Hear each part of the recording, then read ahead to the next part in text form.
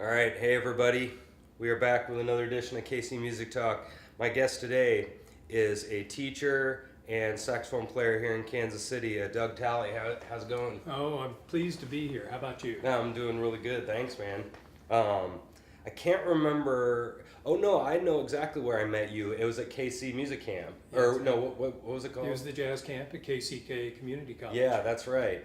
And so you guys there, we got to talk to kind of some of the other teachers there. So what? It was Rod Fleeman, Everett. Yes, Uh, would have been there. who else was there? Mike Ning. Mike Ning was probably there that Yeah. year. Jim Mayer. of Jim course. Mayer was running it. Yeah. Yeah. But yeah, so that was a really fun time. And then they broke. So you guys broke us all up into like combos or whatever, right? That's right. You ended up in my combo. Yeah. That was great. Yeah, it was really nice. I didn't know a whole lot about jazz at that point. I'd played for a long time, but I didn't know much about it. I remember we were puzzling over bowings and how to swing the best using what particular bowing, which is, I'm sure, that's a big concern of string players. Yeah, and definitely it's something that I don't think a lot of us really think about. And because this is something that I see in schools a lot when orchestras want to try to do, Grease medleys or like, anything new, and they're doing these swing beats, and the teacher they've never really played jazz, so they don't really know what they're talking about. But, I don't know, that's my opinion, but that's a tough thing. And, Right, there's not much experience, in string.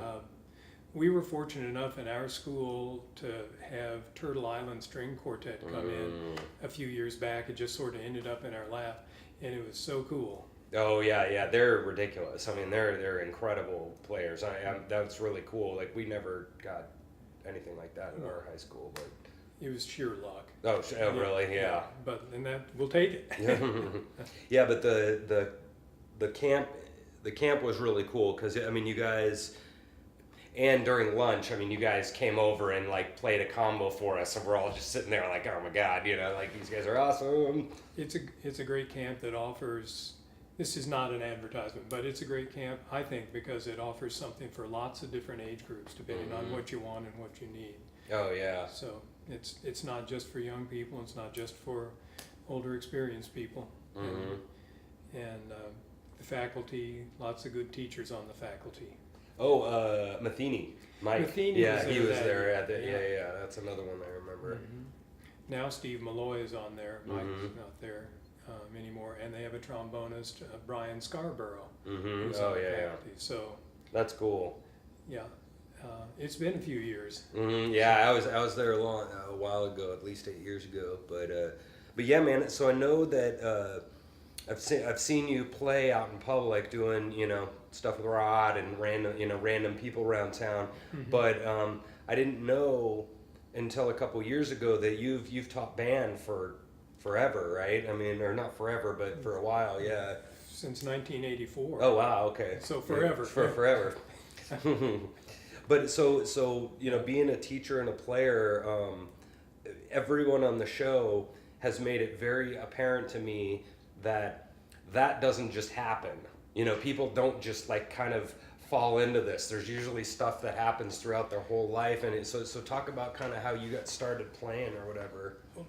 Like many of the people you've interviewed, of course, there was music going in the house when I was very young, and I think it takes something like that. But anyway, I got interested.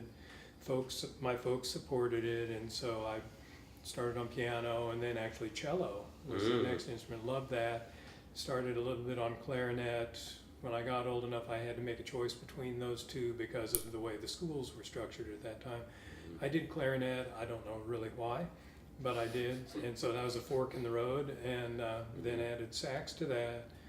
Studied it in college. Not sure if my folks really wanted me to do that, but it happened that way. And then started making connections, and one of the things that your listeners probably already know, but you've got to make your connections, even if you think there's somebody who will not be able to help you later on down the line. Maybe they will. So it's always good not to burn bridges, and one thing led to another, one gig leads to another, and you get oftentimes a better gig, and then you move to a better gig because of people. Somebody knows somebody else, and it's a lot of it's word of mouth, as you know. Oh yeah.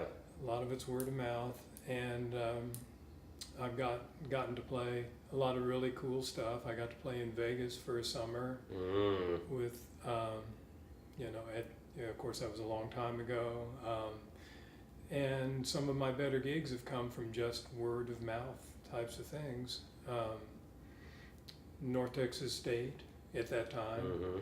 And again, while you're down there, while you're in college, you want to make your good connections. You don't want to be a jerk. You want to be, you obviously you want to be a good player and you want to impress people, but you also have to impress them that you're not a jerk and that you take care of business.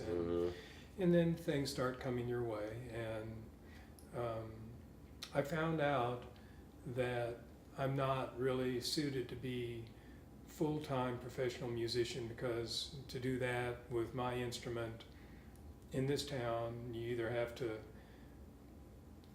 settle for a living in not terribly good conditions or being on the road a lot. I didn't really want both of those things. I wanted a family, so I kind of looked into the education part and then decided I could blend the two.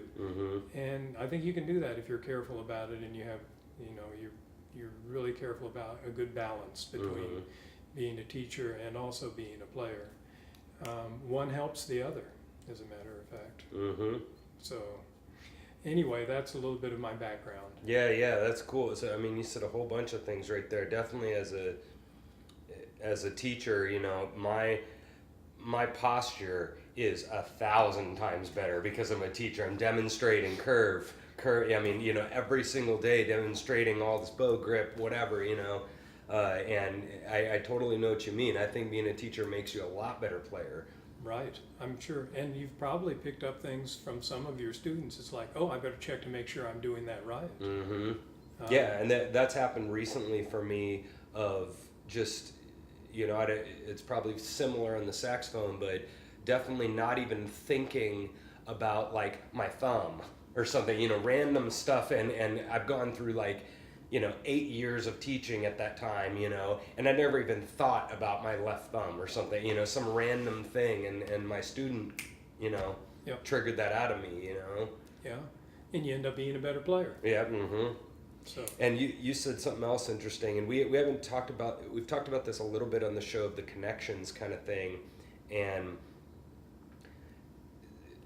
that happens to people a lot, and that definitely happened to me when I was right at the start of Kansas City. Is I would come in and have a certain opinion of how good I was or whatever, and then I would see, I'd be already doing the hierarchy ranking crap in my head, and so I'd see these other guys and I'd be like, man, I want to get into town with a good reputation or something, so I'm gonna strive to play with these guys over here. But like you said, it's not even about knowing this other crowd over here just to play in their band, because I mean, people send you random gigs that they can't even play either for your band, so it's not about playing with them, but it's about knowing them and right.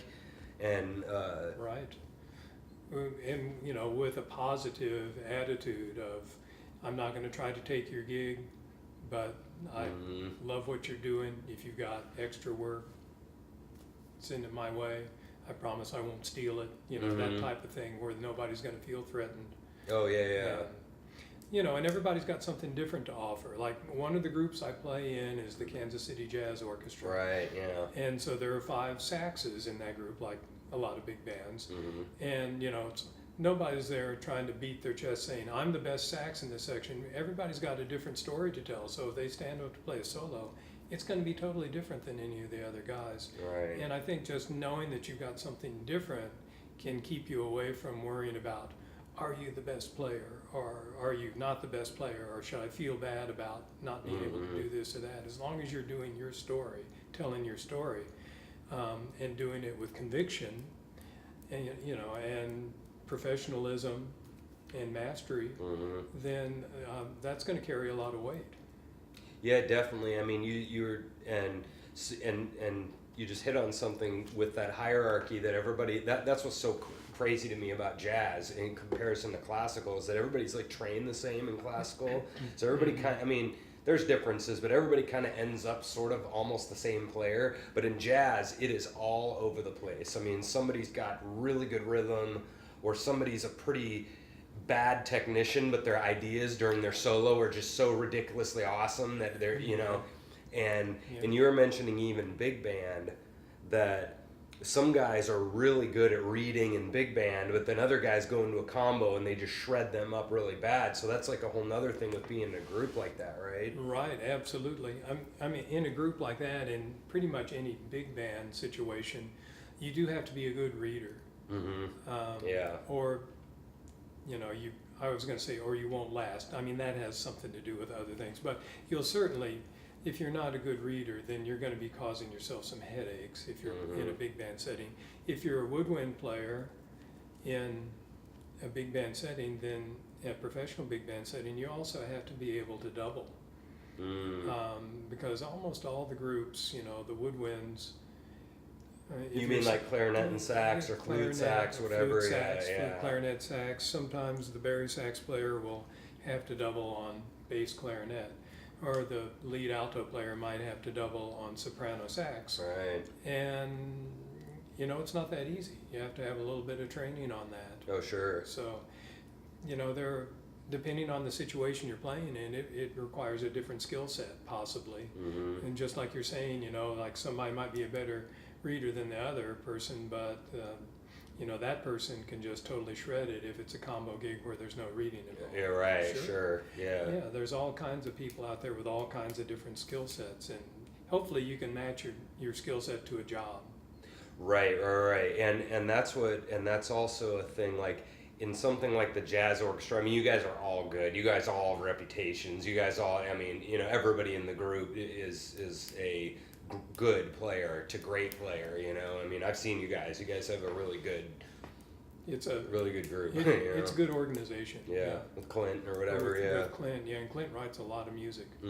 So yeah, all the better. He can tailor it for us. Oh yeah, that's cool. Yeah. And you said something interesting that we haven't talked about a ton, but we have a little bit on the show, is the idea of being a full-time musician.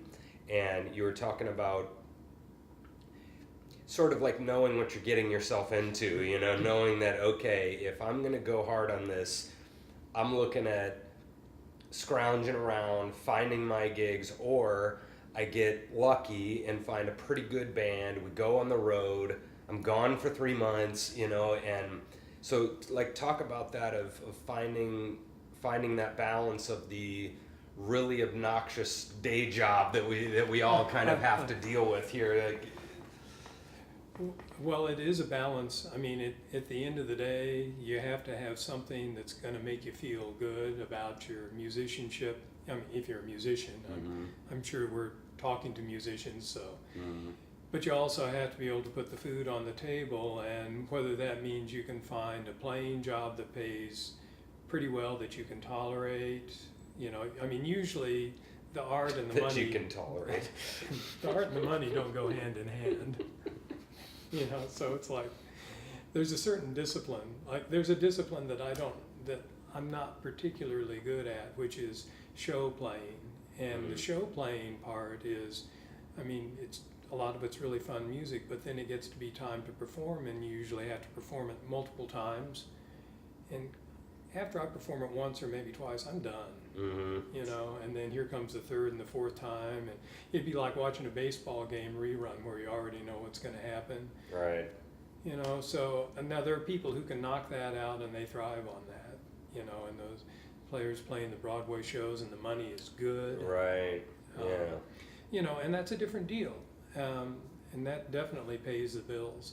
And then the more you go into your own thing, and you know, the quote art music and all that other stuff, then usually the money doesn't follow, you know, quite so readily. So you can play shows and make a living. You can play, you know, clubs, and then make sure you've got a second source of income if you want to do that. And some of the younger players, they have to learn that. And some of them already know it, but some of them don't do the math. Like, what's your utility bill a month, and what's your rent or your mortgage and all this. How much does it really cost you to live a month, and then can you play enough club gigs to make that happen? And the answer is, in most cases, probably not. Depending on your living situation. And if you can, how long can you sustain that? Can you sustain that until you're 60 years old? And if the answer is no, which it probably is, then you got to start having some kind of a plan to help balance out your life just a little bit. I mean, for me, it's a pretty easy solution because I enjoy teaching. Oh yeah. And so that's not a part of my life that I dread.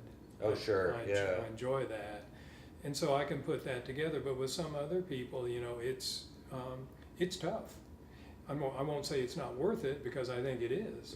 They're doing something they like. They're expressing themselves with their instrument in different settings that may not pay very much, but they need that, and I would need it too.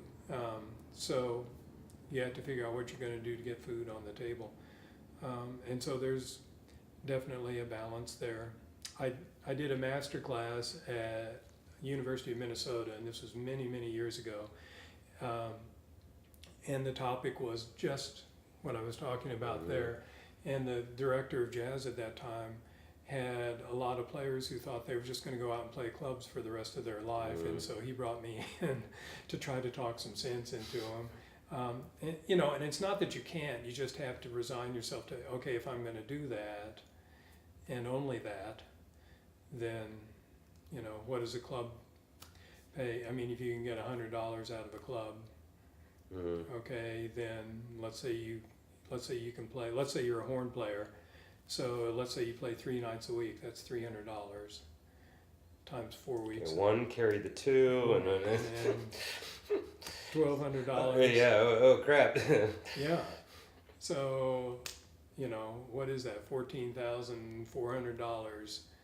If you get that. If you get that. Yeah. A year, plus or minus, and that's below the poverty level. So.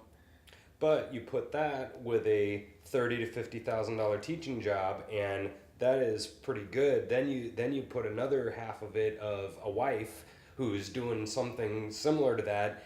I mean, you've got a pretty decent setup there, Then you can piece it together, and you got the balance there that you need, and from there you got wiggle room to tweak it. Oh sure, yeah. So. Yeah, and that's kind of what happens a lot, is that people see the glitz and the glam, and especially the, like I said, the like 19-year-olds, and they see that they're going to be up on the stage, and that's one thing that's probably the biggest thing that's fascinated me about getting out into this real world after college, is understanding that so what's your taxes situation going to be like? I don't know, right? What is my dad, he goes, hey, did you write down how much money you made this year? And I'm like, no, I didn't, because I just didn't even freaking think about it, and like, do you know how to make a spreadsheet, really easy one, date, time, place, money, that's it, it's like, but none of us are very good at that as musicians, right? We're right brain, typically very creative, and all the, a lot of us don't want to be bothered with that other part. I certainly don't. Oh, sure, yeah, and it's understandable, but I mean, that's probably something that, like you said, I mean, it's, and that's the other thing you said, is the being willing to, because I always think about, like, my analogy I always use is like a house and an apartment. You've got your house for $900, but an apartment for $800. Well, what is that extra space worth? How do you put a money value on that? And that's the same thing with doing something you love. I mean, how do you even quantify that? Well, you talk about somebody like myself who feels pretty darn happy, but I make hardly nothing. But I don't have something that I hate to do every single day. I love teaching. I love playing. So what is it worth? Yeah, and in my opinion, that's worth a lot. Yeah. As long as you can make ends meet, that's worth a ton. Right Oh there. yeah. So. Yeah, good for you. Yeah, well, and there's some people that aren't willing to make that bargain. They're like the stability, the anti-stability makes me go crazy. or another person makes them go crazy, and they're like, I just couldn't do it, and just so what's the lesson there? Just like know what you're getting yourself into, or like. I think so. I think if you go in ahead of time knowing what you're getting yourself into, or at least willing to analyze it as you're going, then you can make educated decisions of, no, I don't need to compromise my music. I'm a young guy that's 22 years old. I've got a lot of fresh ideas. I want to play some clubs. I want to start this. And I think that's wonderful. And that's where, that's what propels jazz forward. People like that. And that's great. And they just have to know that they have to make some kind of balance so that they can keep doing that if that's something that they need to have. And, I've got those in my life too. I have certain things where I can go out and play clubs, but I'm not looking at that to be my main source of income. Right. So I can be creative there. There are other music gigs I take which I know are not going to be creative, but they probably pay a little more. Sure. And then, of course, the teaching. So. Right. And that's what, I've been, my dad has said that to me for years. He's like, man, if you were to get a big day job, you have no idea, you'd think that you're going to be more stressed out. He's like, I actually think the opposite's going to happen. He's like, I think you're not going to, because you're sitting here, all worried, okay, where's my next gig? And oh my gosh, I've got to go hustle. And he's like, man, you get that little, that little extra job that you have, that little pitiful day job, even 20 hours. He's like, dude, that's going to, and, I've been, emotionally arguing, trying to fight that for like a whole long time. And now that I've built up my studio as my thing, of private lessons, that's helped a lot. And I'm not so stressed out about hustling for the gig every single 5 seconds, like. Well, you don't want to be in a position where you have to take everything. I mean, if you can help it. Right. It's, it took me a long time to learn that, because I used to take everything if it was available on the calendar. And now if somebody offers something where it's just kind of like, I really wouldn't be good at that, or that would drive me crazy, or whatever. Of course, I don't tell them it would drive me crazy, but, just politely decline. And and the other thing is that time's worth money. So if you have, at least in my philosophy, if you have, I mean, I've never tried to quantify it, but let's say you have 100 free hours in a week. That's, and somebody calls you to play a gig that's so, okay, maybe so, but what if you only have 30 free hours in that week? I think those free hours are worth more at that point, because your time's already spoken for. Then it's kind of like, well, I really don't want to go play at that restaurant for $10. Yeah, sure, yeah. It's my time's worth more than $5 an hour, because it's only 30 hours available. Yeah. So I think there's a continuum, and I don't think it's a double standard. I think it's a sliding standard based upon what you got available, what's going to drive you crazy, or what you really want to do. There's a lot to think about, especially as you get a little bit older. I'm not saying you personally, but as a person gets a little bit older, then they have to develop their method for how they're going to conduct their business. Sure. Yeah, the decisions and that's a good point. I mean, sometimes this pitiful gig, and it's tough. That's the problem with the networking thing, I think, because that and that's what I always laugh when somebody says, well, why don't you do, well, we can't pay you, but, and they're like, but it's for the Humane Society. That's my favorite one, and you're just like, and of course they're giving you this majorly guilt trip, but at the same time, you don't ever know. You don't ever know, and so those are a hard judgment, but sometimes I would probably agree with you that, is this kind of, I'm sorry to say it, but this kind of pitiful gig that I got offered, it's like, is this worth being a little bit less stressed out this week? Maybe the less stress is worth it more than Maybe the less stress is worth it. Or in my quartet, everybody in the quartet kind of has their favorite causes, and if they want to play free for their cause, whatever it might be, that's okay, but don't drag the other three guys into it. Mm. You know, they need to get paid. So, Yeah. and that usually squares things with the presenter. Sure. Like, you know, the most aggravating thing is if you go play a really low paying gig and then you come to find out, well, the thing's being catered, you know, for like $1 zillion, and you know, there's some flowers over there. And All right.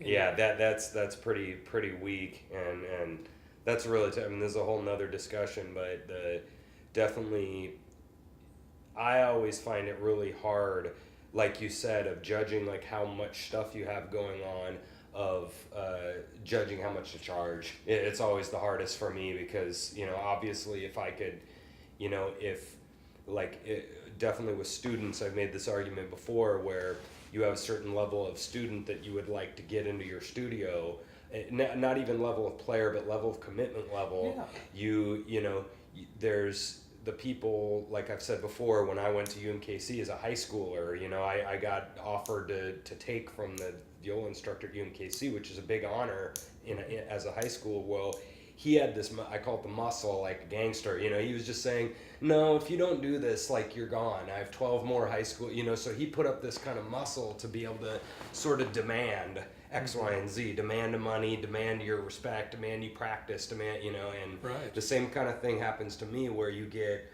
somebody like and I'll just call him out, somebody like a Lonnie McFadden who's been in town for a while, and he, you know, he can kind of go, he can't demand, you know, 10 grand a gig, but he can kind of go in and be like, you know what, you know, this is, I'm not doing this for 300, you know, I'm not going to do, you know, and I'm going to go somewhere else. And he has the bar owners know that he's going to bring a crowd and all that stuff. And Sure. That's always tough for me to judge because and I've heard different opinions about this as a band, is that you need to kind of they say you need to set their bar and be willing to walk away. And that's what people don't want to do. They don't want to walk away.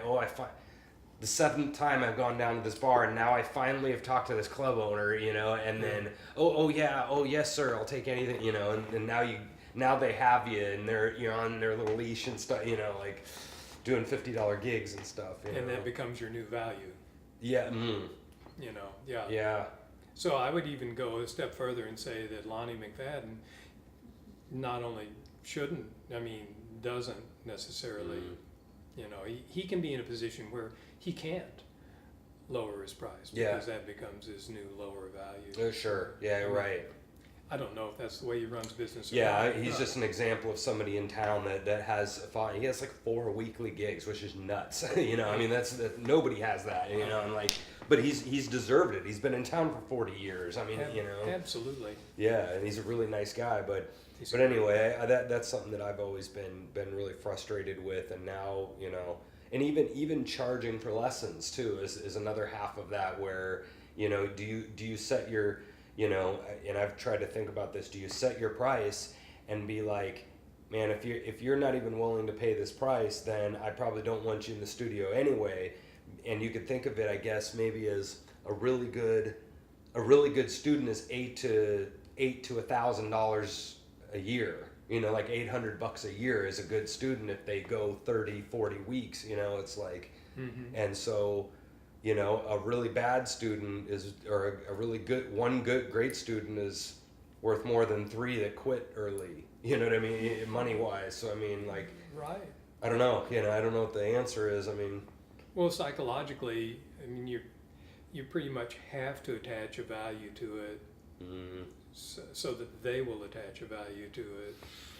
You know, there gets to be the psychological side of that too. Yeah, the expectations, you're saying, a little bit. A little bit, so that, you know, if this lesson is assuming that it's somebody who's not, you know, a 4-year-old Suzuki player, in their case, something like that, but somebody old enough to know the value of money, and you don't want to be teaching a lesson for so little money that they don't attach a meaning to it. See, and that's what some people have taught. Well, because that 4 isn't for the 4-year-olds, for their parents, right? The parents know that you're serious or whatever, and I guess, so you're saying that one of one of the ways that you set that expectation is you don't charge a $20 lesson. You maybe 30, 40, whatever fit. And Depending on what the market will bear and what you will bear. It's like the other part that you were just talking about, which is,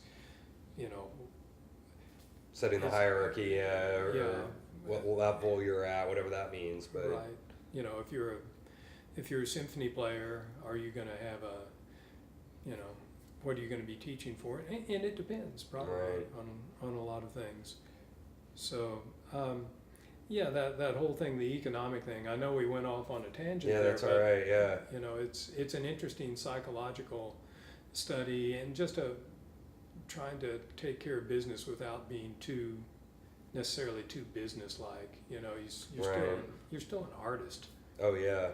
Well, this business stuff, to me, is like the number one question. I think everybody has a problem with it. Not everybody has a problem with it, but this is not... It's not fun forever. All the musicians have a little bit of struggle with this at once in a while. So I mean, it's a great thing to talk about because we all bitch about this crap. About playing $30 gigs and the person won't pay, and a lot of people have dealt with that. So I mean, it's really important. Our life as a musician, when we're in college or right after college, we'll play for anything. Right. I mean, and it's sort of a life cycle type of thing. And then you get into the part where you're in your late 20s, into your 30s, 40s, 50s, and so on. And that's when you definitely should not be playing for just anything. And then when you're retired, it kind of goes back to, whatever. Yeah, right. And so, but unfortunately, economically, then the younger students and then the older retired people, the ones who will play anything, and I'm not saying anything bad about them because that's just part of the deal. Right. That drags down the price of entertainment for the ones who are trying to make their living out of it. You're right. And that's just part of it. So,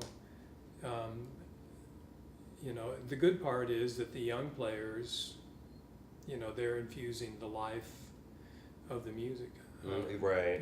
They're propelling it, and it's great. And then the older players, you got to admire them because it's like that's part of their life, and that's they're still playing, and it means that much to them. So you can't argue with it, but it is tough. It's tough to deal with, especially when you're in between our ages. Right. Yeah. I always joke with people because I'm really proud of it, and I know I've said this a million times, but I mean, even somebody like myself who started 3 years old, I mean, 32, 33 years into this already, and I was joking with people, I'm like, so when does, even as a 36-year-old, it's like, so when do the trenches, going through the like, what, 40 years in, right? You have 40-year player, like 50 year, I'm just being silly and pissed off, but when do those not play those free gigs? I mean, what, 50 years of playing experience? What? Yeah. I'm being a bitch right now, but right, 60.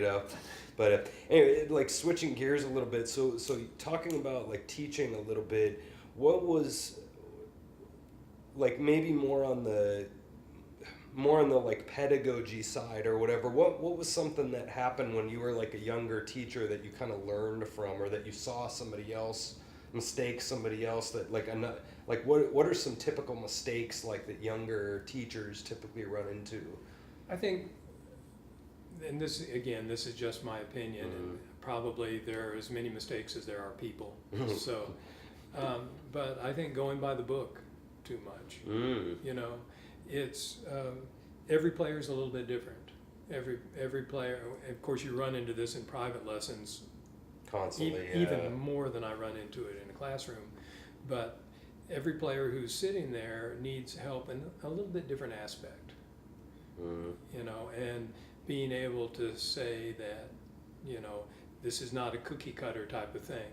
When you get out of here, you will be able to play the C major scale at tempo marking, blah, blah, blah. Yeah. And so we need to treat them like human beings, and we need to try to meet their needs, because probably if we meet their needs and we keep them pointed in the right direction, then they're going to continue and they're going to make music for the rest of their lives.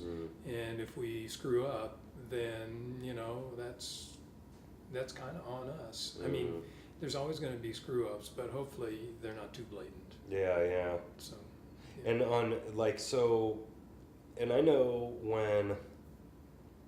So here's a question for you. One of my mentors, Mary Lou Jones. She do you know Mary Lou? Of course, yeah. So I was with her at Shiners in South. We had an absolutely monster program at South for 15 years or whatever. But one thing that I'd forgotten that she had said at her retirement party that I remembered, but she's talking always about the turtle story where the turtle goes across the road and it's trying really hard and the guy swerves around the turtle and then the turtle just the second turtle comes up and not really trying and the guy splat, and her point was that, I know that's pretty rough, but her point was that if you try, I'm gonna drop everything and try to help you, but if you don't try, and she didn't mean it in this way, but you're kind of dead to me, I mean, she didn't say it in those words, but she was like, I have 120 kids here, I only have so many breaths in life.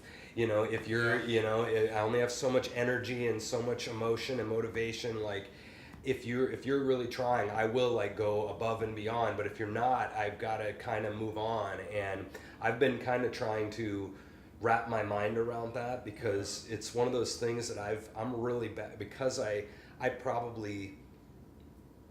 on the side of there's teachers private teachers that go take the money and they're just like, oh, good little Billy, all right, see you next week. But I'm, as a younger teacher, probably more idealistic than some of the older teachers as well, where I think I can change everything and change the world. But I'm struggling with how much do I lose sleep over? How much do I take home with me at night? And how much do I care when I know that, what's your... Yeah, the student X hasn't practiced in the last year. Maybe years a little bit too ever. Much, but ever. Or it's the same mistakes. You try to correct them. Same bad habits, caved in wrist, right, whatever it might be. In your neck of the woods. Right. But of course, I think in a public school setting, I'm not really allowed to give up on them. Right. I don't let myself give up on them. But, I see Mary Lou's side of it, which is, but probably more of my energy is going to go toward trying to keep guiding the people who are helping themselves. So if they try to help themselves, if I see some energy there, I'm going to do whatever I can to try to keep that going. Will I be successful? I don't know. I mean, what are the odds of that? Who knows? But you got to give it a shot. Oh, sure. Yeah. I'm not suggesting don't give it a shot, yeah. And I mean, I guess where somebody like that would have that perspective would be the taking it home emotionally part. I think that's what she's talking about, when you have the kid that isn't doing what you ask, and it's not that they're being, a turd in lesson or anything. They're just not trying very hard. They don't hate you. They're not, talking back or any, it's not any behavior things. But I think what maybe she's mentioning is that you're never going to last emotionally if I keep doing what I'm doing of oh my gosh, okay, what am I doing wrong? And I can't do, oh, well, okay, this didn't work and if I keep doing that, so is this a true statement that sometimes it doesn't matter how much you do, they're not going to come the other 10%. Do you know what I mean? Is that a true statement or Well, I'm sure it must be in some cases. We've seen lots of students. I've seen thousands, and it's that's got to be true that there's some people who just are not interested. Whether they're physically able, they probably are. Almost everybody is to some degree. So I mean, I think that's a little bit tough, and I think private lesson teachers, that's a little bit different than classroom setting. So if I lose the battle one day, I know, round 2's tomorrow. Round 2. That's fine. I can wait them out. Boy, it's when I was teaching private lessons, you see them once a week, and a loss is a huge loss in a private lesson. Boy, emotionally, it's sort of oh man. that's a week's worth of work. And I think it might have sounded worse, this Oh, week. sure. And it's sort of like, oh, what am I doing wrong? What am I doing wrong? And, the answer is probably nothing. But it's just tougher in private lessons. You have the ability to get them further in private lessons and to Right. correct all those mistakes that like band directors and orchestra Don't have time to, yeah. can't get to. Yeah. Oh, I can see it. I know exactly what they're doing wrong, and my odds of fixing that in the 3 seconds that I can spend with that kid are 0. So do I spend? Oh, the 3 trumpets are seconds? acting up, and then you lose distraction, right? And then you Yeah. got to go deal with the It's like- drummer in the back who's Yeah, playing it's- with skateboards and stuff. Yeah, I mean, you got to probably. or There's something. all kinds of stuff. I Right. mean, and it just, it's figuring out what you can help with in a classroom setting, and so, for me, there's always tomorrow. Mm-hmm. And if you're teaching private lessons, it's like, okay, well, maybe I can get it next week. Yeah. And so that's, in a way, it's tougher. There's more invested. There's more emotionally invested in each student. Like each student that you have, you probably have a higher percentage of emotional I investment. know, and that's probably the other thing too that is different. I think you're hitting it, and maybe that's something that's gonna come with the territory a little bit too. Oh, I think so. That I'm just gonna have to come to terms with that I'm going to have a more emotional, because I'm seeing them and I'm literally directly talking to them, and it's directly affecting them. But you're kind of you're this person in front of this big blob of kids and mob of kids. Like you just can't get to know every one of them really ridiculously personally, right? You can know their names and you talk to them, A but little bit about, you might know 1 or 2 little things about them. You might know who Right. their folks are. You might, right. and you'll recognize how they play a little bit, but as far as being able to really get in there, I can't. I mean, Yeah. but I remember when I was in probably 6th grade or 7th grade, having a private lesson teacher who, on clarinet, and it was more about not wanting to disappoint my private lesson teacher. You know what I mean? It was that he had gotten that relationship going to where, I thought he was really cool, and I still think I was right about that. Yeah. And, he would assign something, and he knew about how much I could handle, either that or he just got lucky. But anyway, he seemed to know about how much I could handle, and I spent, I did practice, but not, it wasn't about, okay, I'm going to make sure that I get number 2 right. No, it was, I'm going to make sure that I have a good lesson for Mr. Williams, because I Right. don't want him to be disappointed. Right. And that's really interesting, because it's like, because I've been thinking about motivation constantly for the last 10 years, basically, is how do I motivate better or whatever. And in the last couple of years, I've tried to remember that there's a lot of parts to that motivation. And the one is that, because this is my problem with the idealistic part, is that I know that the ultimate motivation is going to come from internalize with the student. The Sure. student is going to know that's, your music motivation comes now at your age is coming from inside, and I know mine is too. Now I want this song to sound awesome because I want to feel good, but at that point, middle school, it's not all about them. It's about them wanting to satisfy you. And so that's interesting that you said that you would put more percentage. It sounds like if percentage is a dumb way to look at it, but more percentage on making them, because that's you feeling good too, though. Sure. It's you feel reciprocal, because it's not really about them feeling good. It's about you feeling good that they feel good, right? yeah, it goes both ways. For Right. Sure. Yeah. Yeah. And so I've been thinking about that a lot, of this, because I know in Suzuki they make a huge deal about, this is not a 2-part team, this is a 3-part team, teacher, student, parent. And they make, the parent is in the lesson with the violin, practicing with it's 3 people, it's hardcore, but I was trying to think of, and putting fault is a bad word. I don't mean fault, but back to the idea of whose motive or how much is on me. Because at WSU, they were talking about you have a lot more control of the situation than you think you do. There's one classroom that is, sitting there like they should, and then the other classroom's in chaos. Well, are these kids really different? They're in the same school. It's pretty much the same kids. What's the difference? Well, it's the teacher. Probably. But there's other moments where it's like I'm sitting here and maybe I'm sitting here setting up external recitals for them. I'm trying to be nice during lessons, right? I'm doing appropriate songs. They're, mildly fun to play. I'm telling them how to get better. You can go down this laundry list of stuff that I know that I'm doing.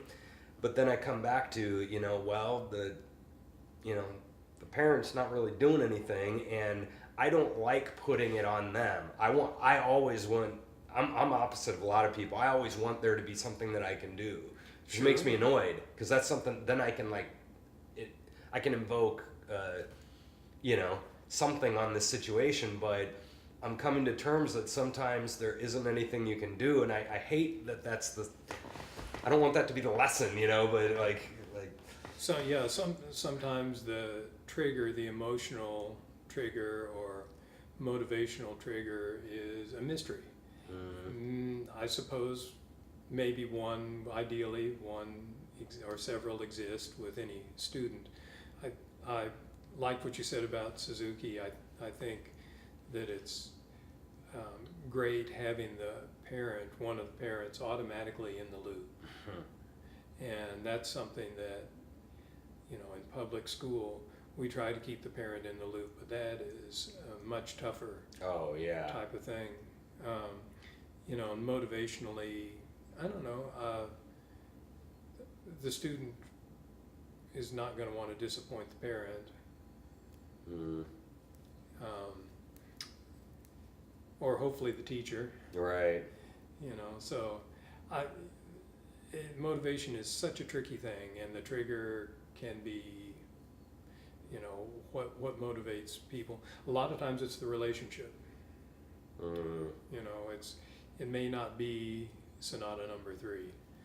Sonata number 3 may be all right, okay, whatever. But it's like, well, I don't want to disappoint Mr. Smith, so I'm going to try to get this thing worked up, or I'm going to show Mr. Smith that I know what I'm doing, or right. It's one of those things, and knowing, that's going to be different for each student that we have. Sometimes a small amount of competition can be good.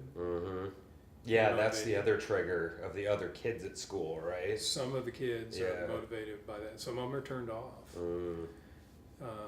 They feel, as though they're not competitive, or they can't do something, or they're going to be behind, or they're that kid who never got picked for the kickball team, or whatever it might be. The first chair or the upper band, right? I mean, you guys have different. You don't have just one, right? Do you have 2 different groups, or how do you guys do it at your school? Well, in the high school, there are in the spring there are 3 different bands, and so, but there's only one audition, and that's late fall. So, that's not an ongoing type of competitive situation. It's and you'd be surprised, a lot of people don't audition. They just say, I'll just take the low band. Right. Yeah. And that is what it is. It's whatever. And maybe that's the right choice for them. Yeah. But anyway, competition can help in some cases. The relationship can help. And that's, I think, something that a lot of the young teachers, they'll come in from, and I'm also speaking for myself, coming in from college and having, being surrounded by all these other really, wonderful college musicians, and then you walk into the junior high and it's like, we're at this level, and it takes a while Right. Oh yeah. You know, how come you guys can't play? Mm. Blah blah. It's because they're not supposed to be able to. You know, so It's the caring too, I think, because we've gone from 4 to 6 years or whatever of people like dove in hard, you know, I mean, all in the college. I mean, everybody's, you know, pretty much everybody in the fine arts department is all in, you know, I mean, in general, at least, even if they don't end up going into music, they're still like really good player and the teachers are great. And then you go to this other, back to the kids, and then they're like, they don't give a crap, you know, some of them, you know, and that's kind of a culture shock a little bit sometimes to get used to. absolutely. Yeah. Yeah. I mean, you know, they haven't been there yet. They don't understand where you've been, even if you tell them. And most of them aren't going that direction anyway. Right.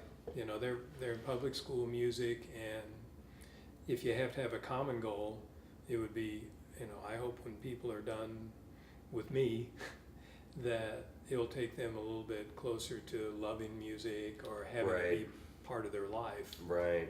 And that's a great point, and I've been conjuring up that too, because, you know, I've been thinking about my high school, how we, you know, there's only a couple of us that are, you know, we had a huge program, and only a couple of us are either teaching or playing, you know, pretty professionally. And I was thinking about that, like, and so I was, besides for if this kid isn't going to, like you just said, if they're not going to become symphony members, I mean, somebody who started at 3 and I'm not good enough to be in the, you know, I mean, that's the MBA of, so if they're not going to do that, why the hell are we here? You know, and then so the only thing I can come up with is, like you said, is giving them that appreciation of music, and you mentioned too about, or maybe was hinting at the idea of the relationship between the teacher. Absolutely. Yeah.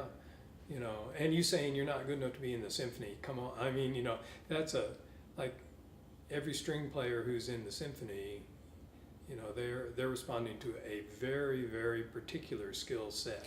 That's true. Yeah, that's really true. And the half of those guys, well, Marvin would, you know, Marvin will go out and like shred some people up with some improv and say, and then we can get into that. But yeah, I agree with that. But I guess like I've been trying to think of what, if I have this kid that I know that they're probably not going to be going to play in a thing on Broadway. What is this moment for right now? And maybe it is to.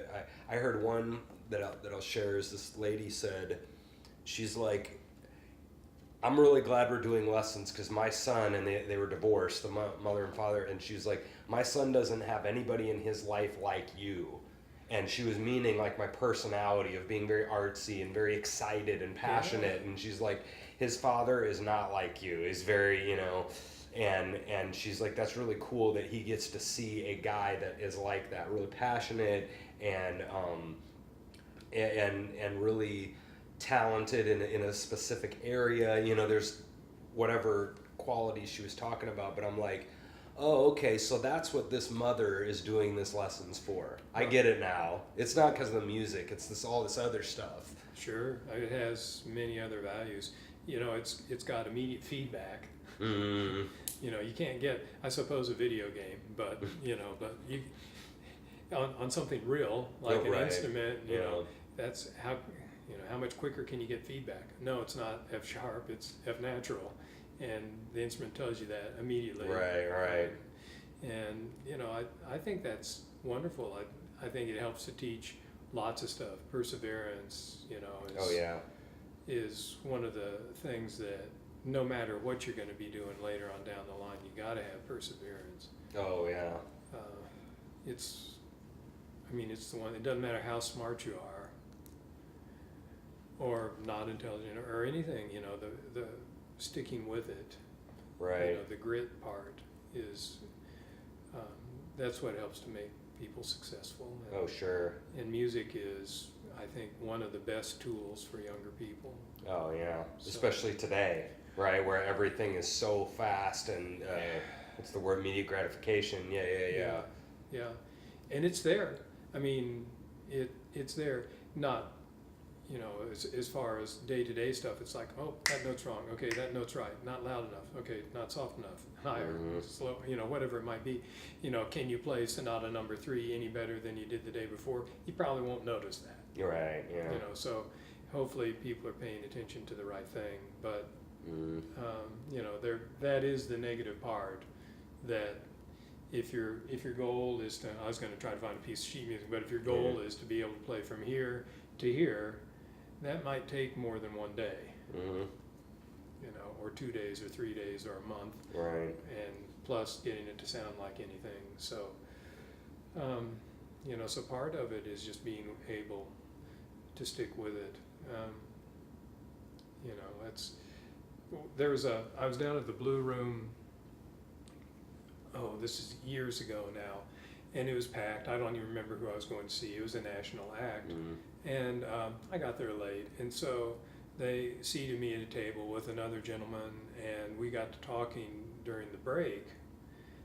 And it turns out that he was an ex-NFL player. Oh, wow. Yeah. He was East Coast, like the Giants or something. I don't remember exactly. And it was a name that I didn't know. And he said that his one big regret was that during his playing career, that he didn't at least sort of keep trumpet playing going. He was a trumpet player, and he said he let it totally go, and now he didn't think he was going to get back into it. But he said that's the thing he missed the most. Wow. Yeah, that's really interesting. Yeah. And that's the thing too, is that you can play NFL for an average of 6 years or 4 years or something, you know, and then what happens after that? And you can play trumpet, I mean, definitely probably into your 70s if you keep your, you know, easily into your 70s, you know, or enjoy music the rest of your life or something, you know, that's, and the other one because I call them all the non-musical skills, you know, that you're teaching through music, I mean, and the other one that I think of a lot is time management. And that's like the one that gives, because like this is what's frustrating me, is that because I'm probably too, it's not like I'm a philosopher or something, but I think really philosophically and like really heady psychology kind of stuff. And so when I see a kid with a problem in the lesson, I can always link it back to a non-musical problem every single time. And that's a problem, because I'm like, okay, well, you know, and that's the thing, is the diagnosing of the kid, that's the easy part to me. I can do that in 5 seconds. Any psychologist, this guy's angry. Wow, that took about 2 seconds.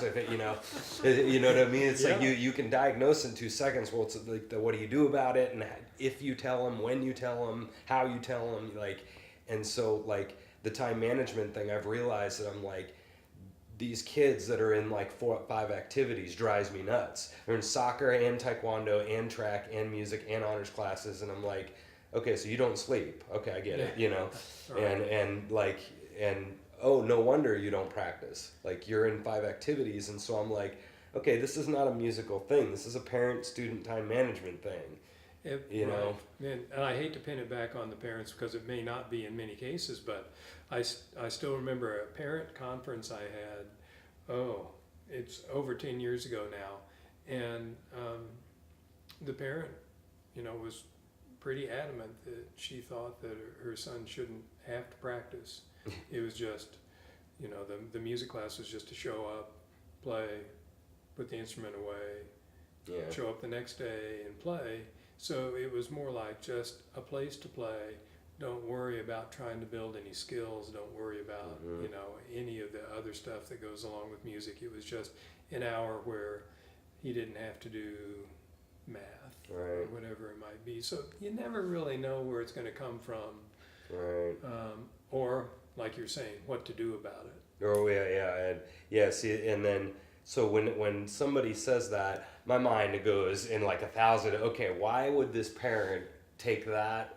You know, and then so let's take that as an example. So let's say you had a kid who they are in 3 or 4 activities, and one of them is dance, that they do 3 or 4 nights a week, that they're pretty hardcore. I've had that with a couple of students where this was the secondary thing, and the parent was very clear about that.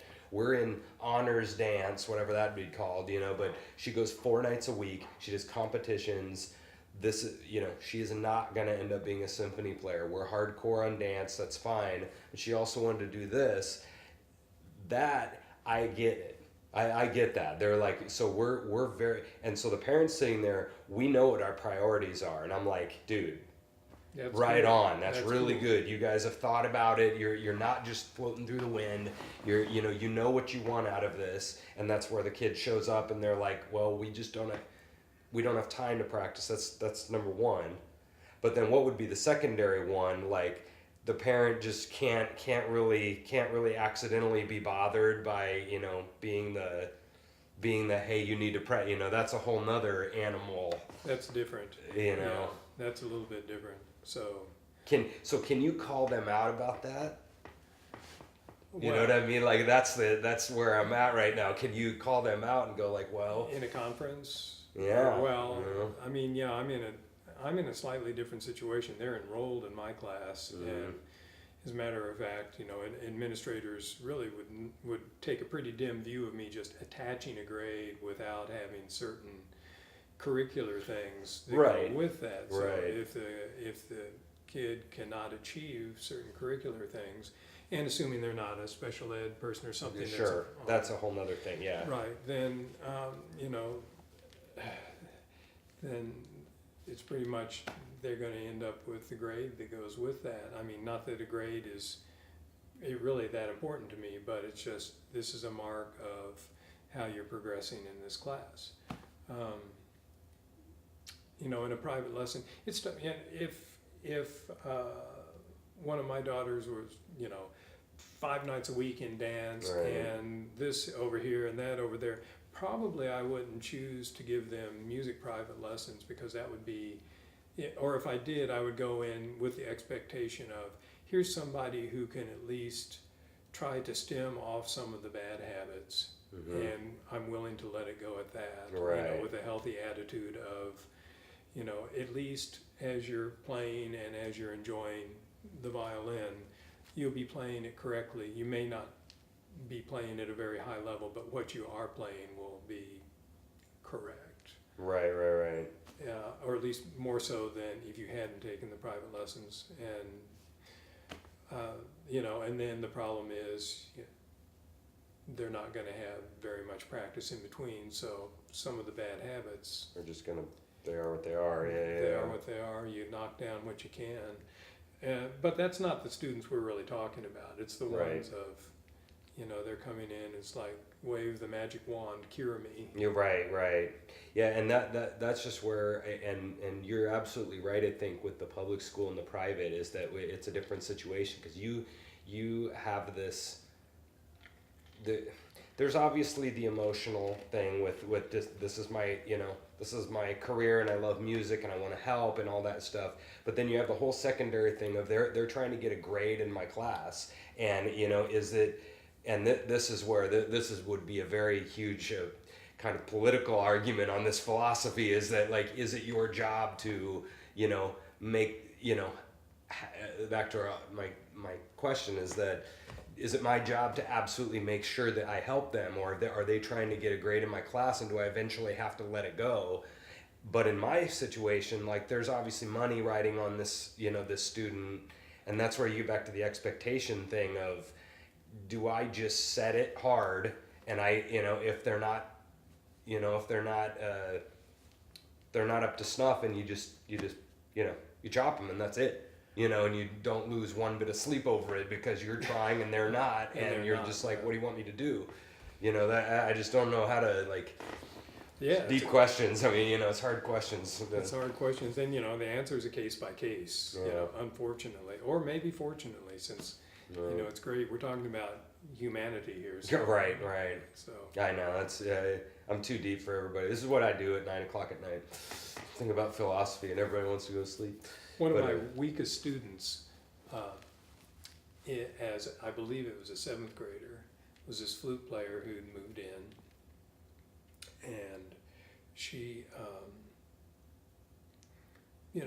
she wanted to be in band, and everything was cool. And then we got to where we were playing, and she was missing E flats or E naturals. I can't remember what it was, and I just thought, okay, well, maybe she doesn't know the fingering for it or something like that. So I was helping her with that a little bit, and I realized I wasn't getting anywhere, and it's because back down the line she hadn't been taught that there was a difference between E flat. It's just, it's an E. You know, it's an E. Here's the fingering. She missed flat today. Yeah, she missed flats day. She missed flats day, and she went on, and she is playing. She is playing in Kansas City professionally. She does a lot of gigs. She does a lot of really, really cool stuff. Oh, that's neat. Yeah. And if I'd given up on her, then I don't know. I don't know. I didn't really know how to help her, so basically what I did was I just made sure there was a relationship there, and I just hung in there. But if I was a private lesson teacher, that would be a different matter. Yeah, You know, that's a tougher thing. You know, and like we were mentioning earlier, it's just, and those two things, they're like complementary. Right. Yeah. And it is nice because I think you guys would probably agree as the public school guys that we can say, hey, you need to play in tune, and then they go over to school and they're like, hey guys, play in tune, and then, you know, and so we can like kind of, gang up's a wrong word, but we get street cred a little bit of what, you know, we're going like, hey, you need to work hard, and then the parents like, hey, you should work hard, and the other teacher at school, hey, you should work hard, and all of a sudden they get this picture of, oh, all the adults in my life are like, hey, you need to give a crap, you know, like try, and you know, hey, you need to play in tune, hey, this rhythm, da da da da da, you know, and that's really helpful for me because all my kids are in orchestra, to have the school teachers, you know, where they can't triangulate on you, you know, because you're saying the same general stuff that the, so it's got to be, you know, and the cool thing about it is, it's, you know, I can refer a student to a private lesson teacher, and then I'll call ahead and say, hey, Johnny's having a whole lot of trouble with tone. I don't have any time to help him, but I know you can, and just know that I'll take care of the rhythms and the reading part, and you don't have to worry about that. Just try to get, you know. Can you work on it and then that's the relationship between you and the private, the teacher, and that's a really big deal. Really quickly, you mentioned her missing E flat day, you know, and Ron White has a really famous joke about the tire guy, and he's like, oh, apparently he missed lug nut day, you know, like it's, you know, the tire falls off the car, you know, oh, apparently you missed like rubber day, you know, I've had that before, and they're like, oh, so like when the notes go up, they like go up on your instrument. Oh, you know, he's in like 7th grade. I'm like, oh, dude, you've been in orchestra for 2 years. Are you serious right now? So, well, you know, they're taught in elementary general music. They're taught, you know, if they're on the treble clef staff, that's an F. You know, but not necessarily the relationship of it's higher. Its name is F. Yeah, right. Or that one's a C. Yeah. Okay, and then you get the xylophone players who are in there. They'll play a C, but you don't know which octave it's going to be. Yeah. That's funny. You got to straighten that out. Yeah.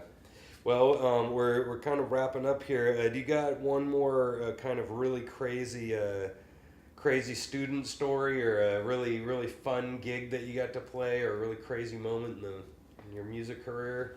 Oh, wow. Well, let's see. I do remember this one gig. The jazzers would appreciate this, but it was a call to play a quartet thing at what then was the Hyatt Hotel. And we were supposed to be the warm-up group for a dance band that was going to play later. We could play whatever we wanted, but as long as it was at low volume level, it was supposed to be, you know, background music. And so we set up, and as we were finishing up our set, I looked over to where the setup was for the dance band. I started thinking a little bit, and it turned out that the dance band we were warming up for was the Count Basie Orchestra. So we stayed around. Oh, yeah.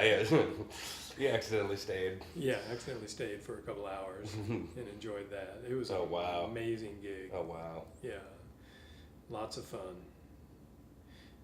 Yeah, wow, that'd be something to see. What so that was what was that then, like 80s or 90s or? It probably would have been. It was after Count Basie had died. Sure. And I think I think Frank Foster was leading them. I don't. Yeah, it's all right. Yeah, so- that's okay. Yeah. But it was 80s or 90s for sure. For sure, yeah. So probably maybe one or two of his original members still in the band, I would guess, and not all though. Not all. Yeah, I mean, not original, but from when he was still leading, yeah, there were some of the players there. One of the trombone players didn't even open the book; it was all memorized. Yeah, I'm sure for 30 years, you know, Yeah. playing his tunes, and definitely I really appreciate even those couple of weeks we had at the That was fun. yeah, it was fun, eh? And that was my first, like, I'd taken a class or two in college, you know, and done quite a bit of improvising before that, like rock, you know, jam. We had like a Fish kind of band, you know, jam band in college, so we did quite a bit of improvising, but I never like done changes, and like I'd never really gotten any like jazz training really, and so that was my first, you know, kind of and obviously we'd gotten a ton of theory in college, you know, so I had some prerequisite to that kind of stuff, but definitely that couple weeks was one of many, you know, little moments of definitely being in the scene too up here for myself, is that I'd never really done jazz, but being in Kansas City and getting to watch you know, Everett, Matt Hopper, and like Rod, and you know, Lonnie, and all these, you know, all these great players we have up here, and listening to them play, and it's just been a great experience to move up here to Kansas City and meet so many good, especially jazz players up here, which is it's pretty insane. A great place for, you know, Kansas City has such a rich jazz heritage. And so it's, yeah, I'm glad you've enjoyed your time here, and you know, I think that the music scene keeps moving forward. More and more strings. You see more and more strings. There's a lot of violin players around right now, not even in the jazz scene, but just gigging right now. There's quite a few of us, and there wasn't a couple years ago. Right. It really was me and Marvin, and you know. Well, when you were in that combo, it's right, yeah. And you, I don't remember if you brought you had a viola with you, didn't you, or was it a violin? I probably had a viola. I don't remember what it was. Yeah, but yeah, it was the same kind of thing, and definitely thinking out some of those like bowings and stuff. There's just all sorts of random things for each instrument that you got to deal with, and definitely for somebody like myself, is I'm sure maybe flute players would deal with this, where you don't see it. You see a lot in Latin kind of stuff, but you just don't see flute a ton in jazz. So there's like this whole other thing that you kind of gotta deal with, of what would be good with this. Like, how do I, you know, do X, Y, and Z and make this sound good? And yeah, the articulations and accents. You know, that's the articulations. The bowing for you, the bowings, but for us, trying to get those legato connections and the accents. And, you know, how short is a short note? Yeah. So it's, you know, all those stylistic things. Clint said something interesting back down the line, and he said, he was talking to me, but he said something to the effect of, he can tell which guys have been steeped in Kansas City jazz and which guys have not. I mean, that's not a cut for the people who aren't, because there are many, many styles of jazz. That are wonderful, He'll say he can listen to people and tell, Kansas City influenced, or no, you know, someplace else.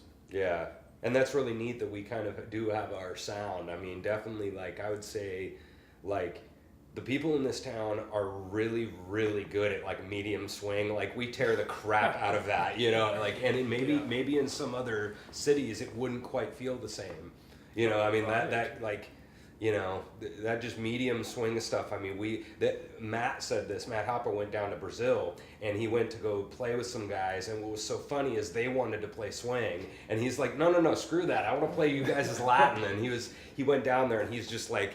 He's like, dude, I was on a cloud, you know. I mean, they were just and their djembes and stuff was just like, I mean, it was just smooth as butter. Like, he didn't even know what to do. He's just like, you guys are so insane at Boston. This is ridiculous. Yeah. And I bet when you know, people, when those kind of guys come up to Kansas City, they're like, oh my God, you guys like tear the crap out of swing, you know. And that's so neat that Wichita ain't like that.